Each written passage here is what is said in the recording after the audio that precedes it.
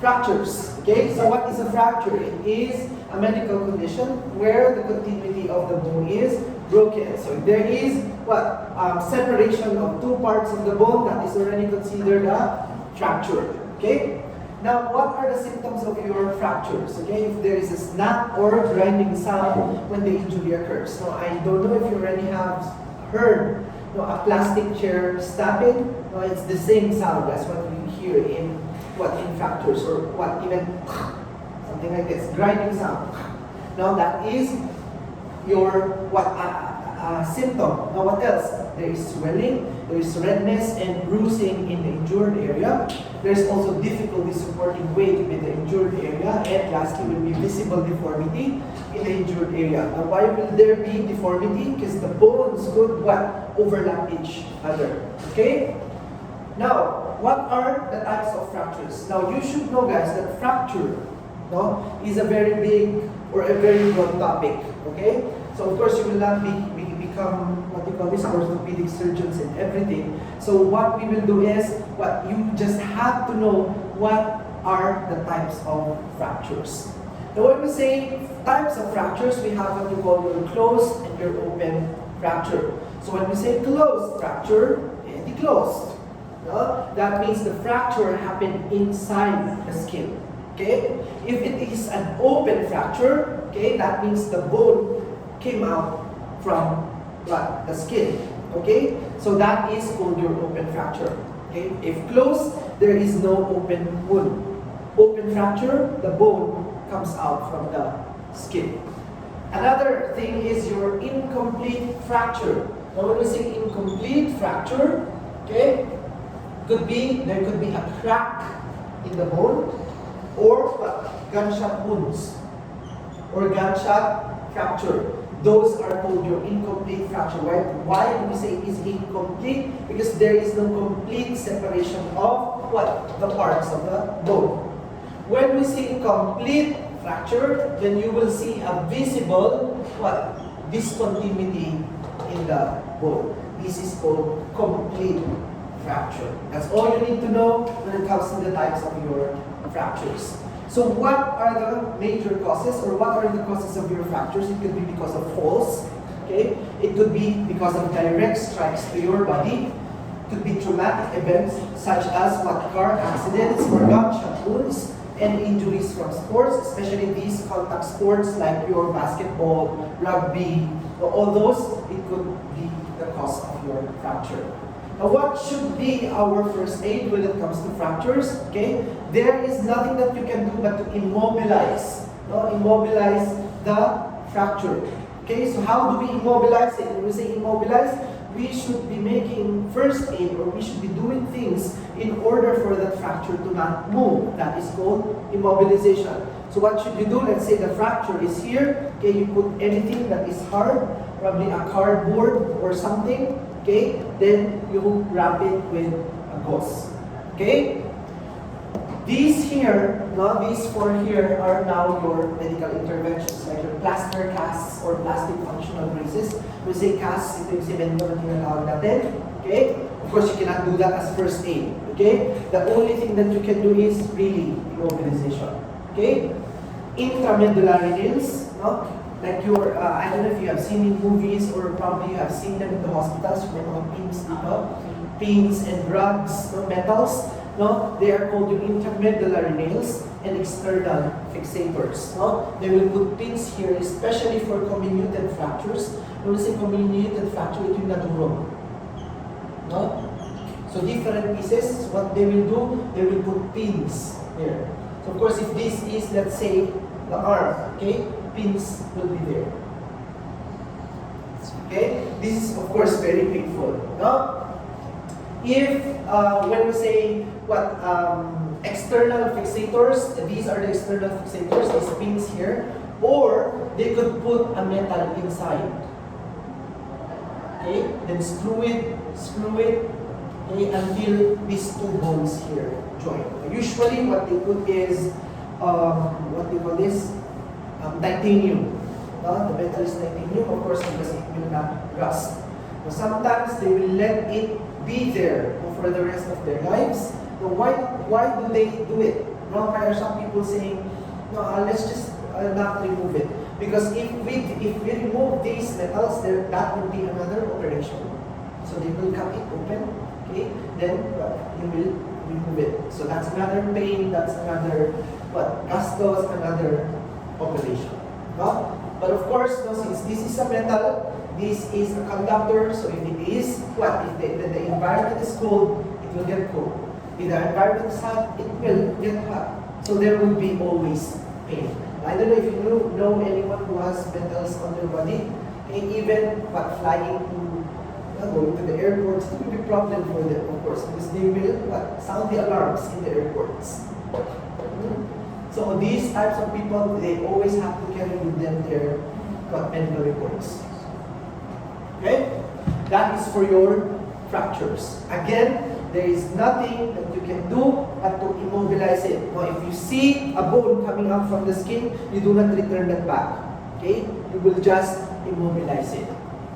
Next will be your spinal cord injury. So spinal cord injury or damage to any part of the spinal cord or the nerves at the end of the spinal canal. Okay? So this is your spine. Okay? The spinal canal is the hollow structure inside these spines. Okay? This structure here inside the spine is called the spinal cord. Okay?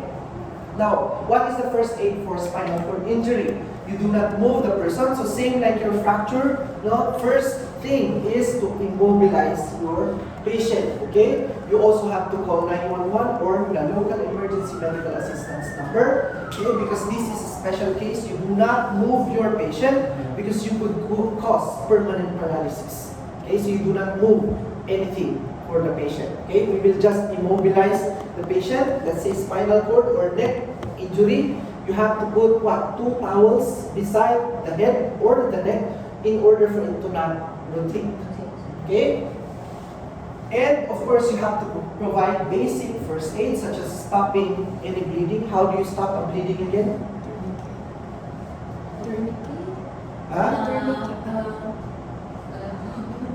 Tourniquet? Stop a bleeding by? The tourniquet? Tourniquet. Is it like major bleeding? Yes. A very heavy bleeding. Tourniquet, right? To stop the bleeding. Okay, so it is not a first aid. It is not considered a first aid, your tourniquet. But it could, you could do that, no? But like what I told you, putting tourniquet is not a first aid because it will stop circulation. Okay? So if there is heavy bleeding, you have to just apply direct pressure. Like let's say, the bleeding is here. Applying direct pressure will still allow the blood to flow to the lower extremity. Applying tourniquet will stop the circulation. Okay? So that is how you provide first aid for your spinal cord injury. Any questions? Let us proceed to epilepsy or seizures. Epilepsy is a chronic disorder that causes unprovoked, recurrent seizures. Now, a seizure is a sudden rush of electrical activity in the brain. Now, you should know, guys, that in your brains, there are actual electricity. This electricity, what is the function of those electricity in your brain? It is used to transfer the messages that are in the brain. Okay? Actual electrical impulses that it could actually light up one bulb. Now that is how much electricity is in your brain. It could light up one bulb. So what happens during seizure? So let us say, for example, these are the electrical impulses in your brain. What happens during seizure is there is a big charge of electricity here that is rushing in the brain. Kumbaga, it nag-short circuit. No? So that is what happens. Now, what are the causes of epilepsy or seizures? It could be because of traumatic brain injury. No, probably motorcycle accident and everything, and bang their heads somewhere. No, scarring of the brain during a brain injury. No, serious illness such as high fever. What do we call? the very high fever, no, the seizure in very high fever? Pneumonia? Pneumonia is in the lungs. It's called convulsions. Yeah? So once they reach what a very high temperature, no, they start to what? Seize, right? Stroke, which is the leading cause of epilepsy in people over age 35, and other vascular diseases. When you say vascular diseases, no, it could be because of what? What do you call this? Insufficient blood flowing to the brain. Now, like what happens during stroke? No, sometimes the blood vessels, no, your veins and arteries, it has plaques or fat deposits, no, which is what narrowing the passage of the blood. Okay? Brain tumor or cyst, it could cause your seizure. Lack of oxygen in the brain, it could also cause your seizure. Dementia and Alzheimer's disease. What else? Maternal drug use. And what infections such as your AIDS and meningitis. What do you mean by meningitis? Now when we say itis, this is inflammation.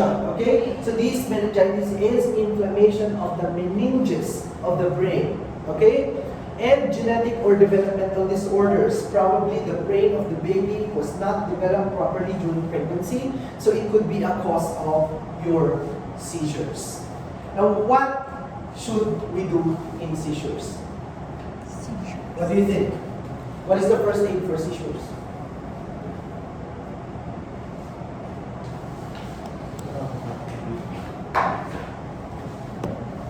First aid. Yes. Have you seen someone na nag-seizure na? Bigla na lang Have you heard anyone who has had seizure? Have you seen in the television those who are having seizure? What do they usually do? Or let us say you don't know anything about seizure, okay? But you know what seizure, right? So what should you do? You think? First, we start like move the hand Kasi parang pinipigilan siya. before we pull down. We should Hold. Yeah, because we pull down. After that, we should make it begin the head like this. Side. Open Mhm. this area like that. Because it's like no moving or something like that.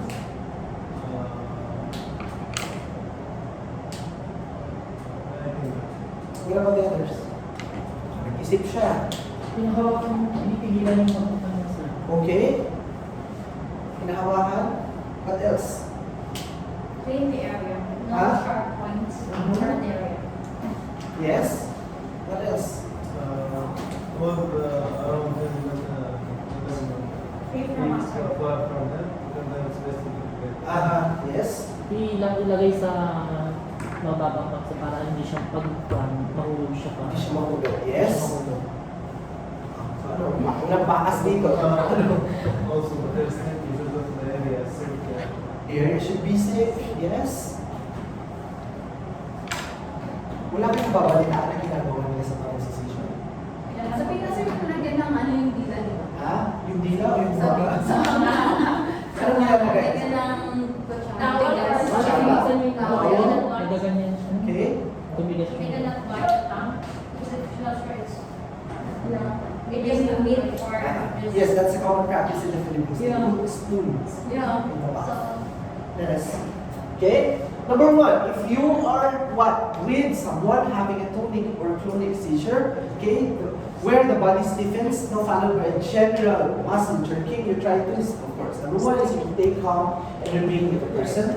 If they have food or fluid in their mouth, okay, you have to put them on their side, like what you have said, okay? You have to put them on a sideline position or you position the head on the side. Now, why? To avoid choking and aspiration. Okay? Keep them safe and protect them from injury. Now, the area should be clear because when they start having seizure, you have to support them to the ground. Now, remove any hard objects there or anything that they will it will cause injury to them, right? So it should be clear. The area should be safe. Now, you place something soft under their head. No? Why do we need to do that? Because what? During seizure, they will continuously bang their head on the floor. Okay? So actually, the only thing that you can do during seizure is to protect the head. Protect the head. No? What we call this, you do not restrain the patient. Remember, when they are doing this, we do not hold it. Okay? We just let it, or we should just let them cease. No? Why is that? No? When you try to hold them or restrain them, no? Because of the very stiff body and with the very very strong jerking movement, you could cause fracture. And you will not, or you cannot do anything to stop the seizure midway. Okay, it is not like fever. Now, when you're having fever, okay, you drink paracetamol, it will stop. It is not like that in seizures. If the seizure will say, well, I'll do it for 1 minute, it will do it for 1 minute. You cannot stop it midway. So holding them, or minamasa-masahe pa nila, no, it will not help. Okay? We just have to protect the head of our patient. No? Time the seizure. Why do we have to time the seizure, guys? Because 3 minutes or more of continuous seizure means brain damage. Okay? Usually seizures happens in seconds only, no, probably a minute or two. No, but if it is more than 3 minutes, it is equal to brain damage. Okay? What else? After timing the seizure, now you have to know what was the patient doing before the seizure happened. Why do you think? Why do we need to know what was the patient doing before the seizure happened? Maybe the action triggers for the seizure. Exactly. So that we will be able to identify what is the triggering factor of their seizure. Now probably the patient was crying because the girlfriend or the boyfriend broke up with him or her. No, that's why the patient had seizure. No? So the triggering factor there is probably because of high emotions. No, it could be because of lack of sleep. Now probably if I have seizures, it could be because of hunger, which could cause seizures. No, because you are very hungry. Or you are very upset, or you are very angry, right? Okay, so we should know what was the patient doing before the seizure started. You gently roll the person onto their side after the jerking stops. Okay, so when the patient has food and fluid in their mouth, position them in sideline. Otherwise, they should be flat in the ground. Okay, we put them in a sideline position after the jerking. Okay, of course you have to wipe. Those are already common sense. You wipe those saliva and everything in the mouth. Do not put anything in the mouth or restrain or move the person unless the patient is in danger. No? Actually, putting spoon in the mouth, which is a metal, could still, or it is even more dangerous than biting the tongue. And you do not worry about biting the tongue because that's the reason why they put something in the mouth, right? So that the tongue will not be bitten, right? So do not worry about the tongue, guys, because your tongue is always in position.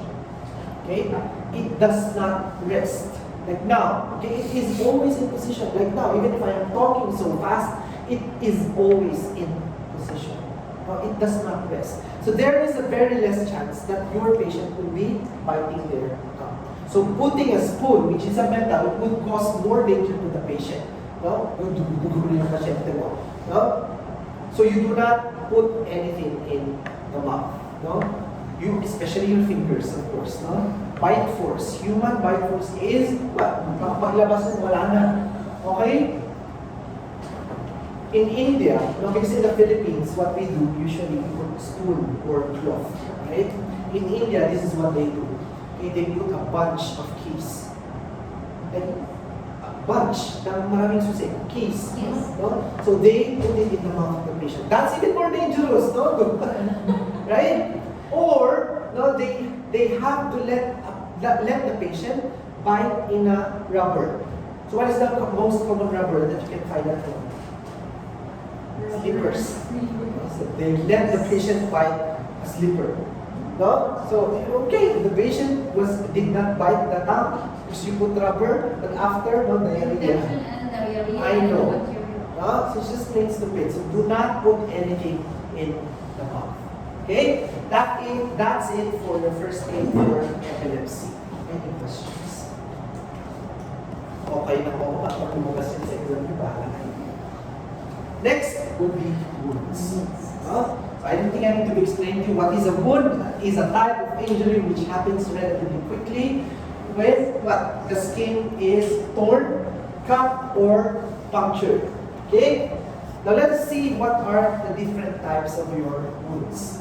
Number one there is your incised wound. Your incised wound is a clean, straight cut caused by a sharp edge, such as your knife, or your cutter, your scalpels. Okay, so I'm pretty sure you already have what?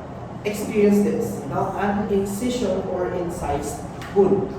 Next will be your laceration. So laceration is a messy-looking wound caused by a tearing or crushing force. That doesn't tend to bleed as much as incised wound, but often causes more damage to the surrounding tissues. So ito yung mga sumasabit sa yero, no? Or probably the patient was fell and then what? Had an impact with something hard. So nagbukas. Okay? Now do not confuse your incision from laceration. Okay? So your incision is what? A clean, straight cut. Okay? Because it is caused by a sharp object such as your knife. Okay? Your laceration has what? Jagged edges or irregular edges. Okay? That is called your laceration. Abrasion, on the other hand, is nothing but your gasgas, no? A wound caused by a scraping force or friction. Next will be your puncture. Now, so remember, I already have discussed with you about puncture, right? So anything that penetrates the skin, anything that smacks up, huh? Don't remove cages. Yes. Good. Okay? Huh? We do not remove that. Okay, we keep it, we bring the patient on to the hospital. Now, I watched what I call this, a documentary, okay, about emergencies, okay? So, let me ask you this. Let us say at school, you are a teacher, okay? So, example, these two kids are playing, and what? The pencil got stuck in the eye. What should we do? Huh? Call 999. And what? Huh? No? So if it is like that, again, we do not remove the pencil. Okay, you get a cup. Okay, then you place it like this, so that you will protect the what? You protect the eyes. Okay, because it could what? Go deeper if it is what?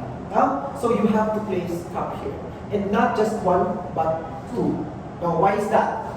Because if this is open and if it moves, this eye will also move, which will cause more injury to the eye of the patient.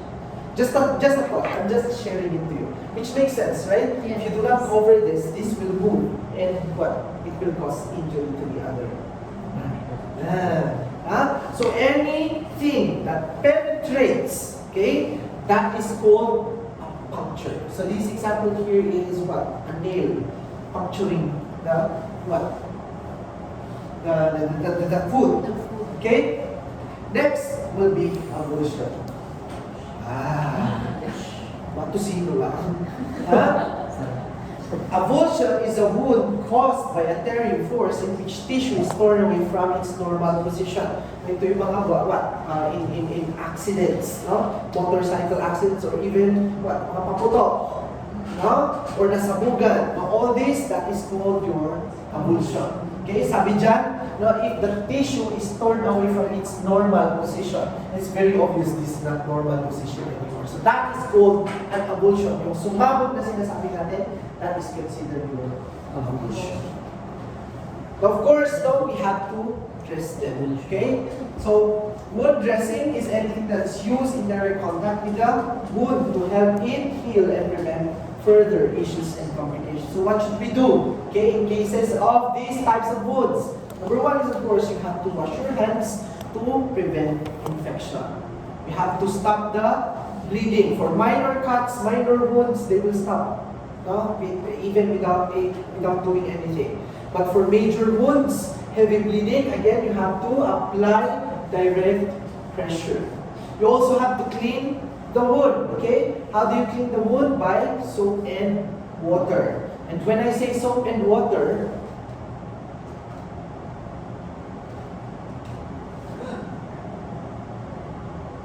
when I say soap and water, of course, guys, you do not wash this with soap and water anymore, okay? You bring the patient immediately to the hospital. Do not say, Kevin said I should wash it with soap and water. You use your hands, okay? Next is what? You apply antibiotic, but not petroleum jelly. I already have explained to you what not petroleum jelly. Now cover the wound. No, you apply bandage, roll gauze or gauze. No, and change the dressing. How many times should we change the dressing? Every day, or as soon as you see what what do you call this? The gauze soil already, or what? Drenched with blood. Of course, you have to change it. Okay? Get a tetanus shot and watch out for signs of infection, such as what are these? Redness, swelling. Okay, what else? Drainage, if the patient is having fever, all those are signs of your infection. That is wound dressing. What about bandage application? Okay, so you're in applying bandages, of course, what should you do? Not too tight and not too loose. This is common sense, yeah? So if you are applying too loose, the bandage is too loose, just don't apply it. Huwag ka lang mahiya. Okay, huwag mo lang lagyan. Okay? Not too tight. Why? Okay? Because if it is too tight, guys, if your bandaging is too tight, the fluids here will shift to both sides. So let's say that this is an arm, the shape of the arm will become like this. This is what actually happens when you have your rings with you. Have you tried? If you remove your rings, there is an indentation. That is because the fluids shifted to the other side. Now, and if this is from a large portion of your body, okay, it will not come back to its original place for a long period of time. Okay, so not too tight. Of course, if it is also too tight, guys, no, you will what? Stop, or you will what do you call this? Prevent good circulation. Okay. Do not leave loose ends. Now, of course, it will get caught to other objects or sumabit sa kung saan-saan. No? This is the reason why when you buy your bandages, it has metal hooks, right? For you to secure them. If you don't have the metal hooks, you secure it with tape or saksak nyo dyan. You put it under the bandage. You leave the tips of the fingers and toes uncovered. Why? Para makita yung manicure and pedicure. To see the color change? Exactly. Okay? So there is what we call your capillary refill. Okay? What is this capillary refill, guys? This capillary refill is done when you pinch the nail bed, okay, and release it. In less than 3 seconds, it should return to its normal color. Pinkish color, right? So can you please try? Okay, pinch the nail bed, and then release in less than 3 seconds. The color should come back to its original color. Pag naiipit ka, Hindi makita. pag naiipit ka pala, so Hindi makita.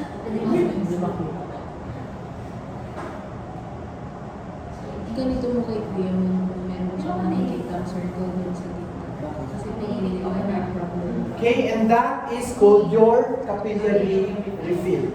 Okay, so that you will be able to see if your patient has proper circulation. Okay, and of course the color itself, the toes and the fingers are already bluish.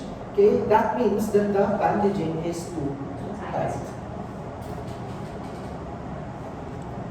When you are applying bandages also, guys, okay, so you should apply it in a large portion of the extremity. What do we mean by that? Let us say, for example, the wound is here. Okay, so we do not apply the bandage just here. Okay, we apply it from here going there. Why? So that we will distribute the pressure. Okay? That's it for your bandaging. Do you have any questions? Wala pa na yan.